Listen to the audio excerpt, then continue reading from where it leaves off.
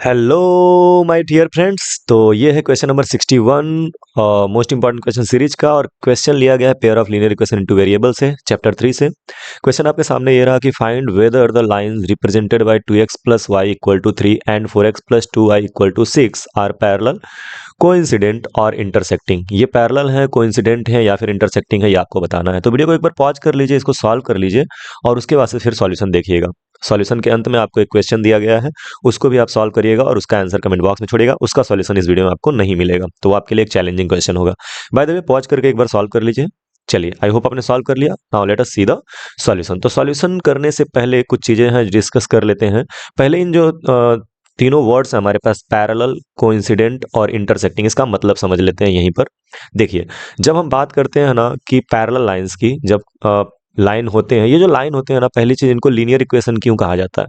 इनको linear equation इसलिए कहा जाता है बिकॉज दे मेक्स लाइन। अगर आप इसको ग्राफ पे प्लॉट करेंगे, जैसा कि हम क्लास 9 में करते भी थे, तो अगर आप ग्राफ पे प्लॉट करोगे तो ये एक लाइन बनाते हैं। तो अगर दो इक्वेशन है तो दो लाइन बनेगा। अब ये दो लाइन जो है ना, इनके तीन कंडीशन होते हैं। मान लो ये दो लाइन है, तो ये दो लाइन पैरेलल हो सकते हैं। एक कंडीशन है कि एक लाइन दूसरे लाइन को इंटरसेक्ट कर सकता है, और एक लाइन जो है वो दूसरे लाइन के ऊपर भी जा सकता है। मैं कलर चेंज करके ऊपर बना ले रहा हूँ। सपोज करो कि ब्लू और व्हाइट जो है वो ओवरलैप कर गया। तो ये तीन कंडीशन हो सकते हैं। इसके अलावा और कोई कंडीशन हो सकता है क्या? इम्पॉसिबल है ना।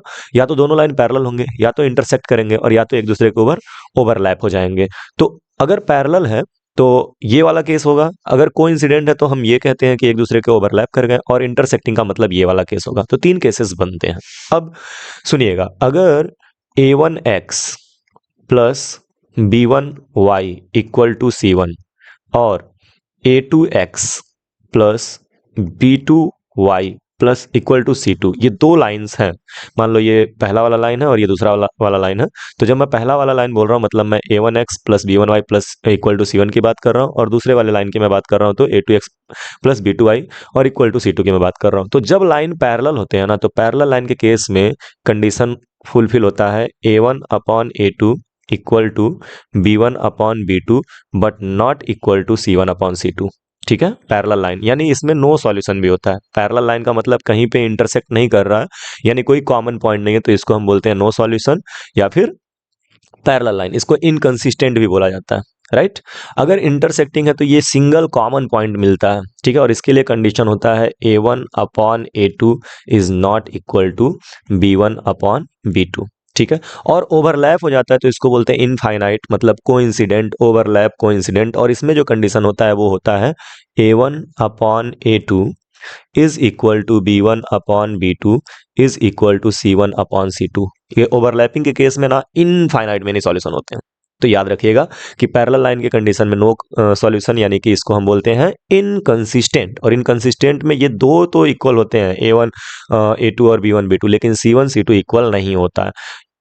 कॉमन पॉइंट के लिए, सिंगल पॉइंट के लिए, यूनिक सॉल्यूशन के लिए a1 upon a2 is not equal to होता है b1 अपॉन b2, और कोइंसिडेंट लाइन के लिए ये कंडीशन होता है। तो ये तीनों कंडीशन आप याद रखिएगा, इसको इनफाइनाइट सॉल्यूशन भी बोलते हैं। चलिए, अब हमको अगर पता करना है कि ये जो गिवन इक्वेशंस हैं ये किसको रिप्रेजेंट कर रहे हैं, पैरेलल लाइन को, कोइंसिडेंट लाइन को, या इंटरसेक्टिंग लाइन को, तो सबसे पहले हम रेशियो कैलकुलेट करेंगे a1 अपॉन a2 का, b1 अपॉन b2 का और c1 अपॉन c2 का। तो पहला इक्वेशन हमारे पास क्या है? पहला इक्वेशन है 2x plus y is equal to 3, यही है ना। ये हमारा फर्स्ट इक्वेशन है।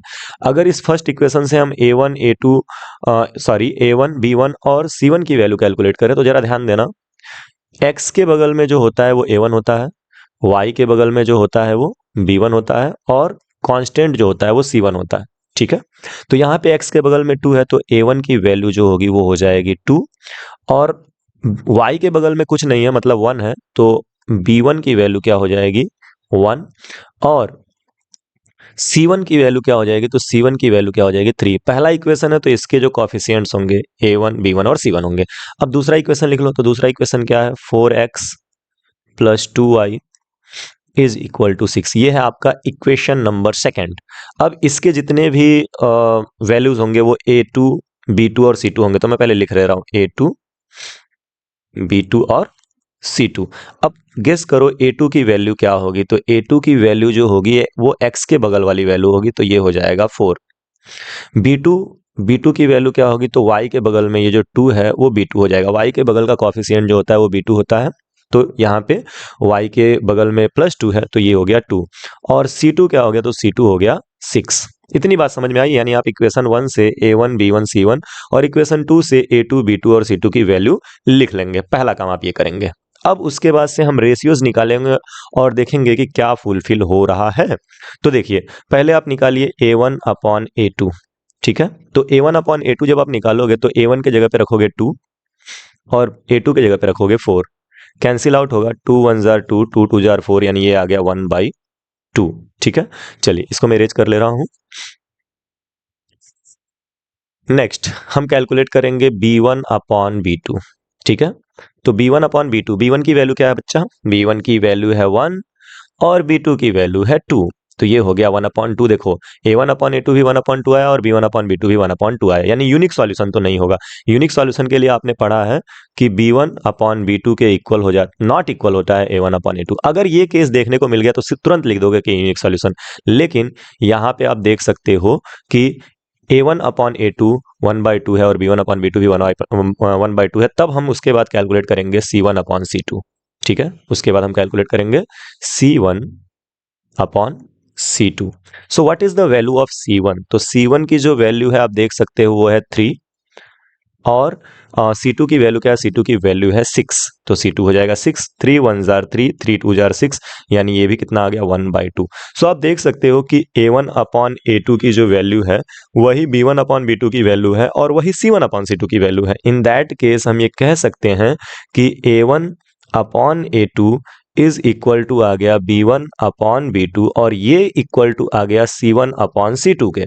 सो अगर a1 upon a2 equal to b1 upon b2 equal to c1 upon c2 आता है, अगर ऐसा होता है तो लाइंस क्या होते हैं, कोइंसिडेंट होते हैं। तो आप लिखेंगे therefore the given given lines are coincident. Coincident, overlapping भी कहा जाता है, कोइंसिडेंट भी कहा जाता है, ठीक है। तो कोइंसिडेंट लाइन होंगे। अगर यहीं पे a1 upon a2 equal to b1 upon b2 not equal to c1 upon c2 होता तब पैरेलल हो जाता, और अगर a1 upon a2 not equal to b1 upon b2 होता तो इंटरसेक्टिंग हो जाता।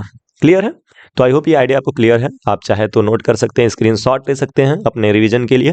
इरेज करते हैं और बढ़ते हैं नेक्स्ट क्वेश्चन की तरफ जो आपको करना है, ठीक है।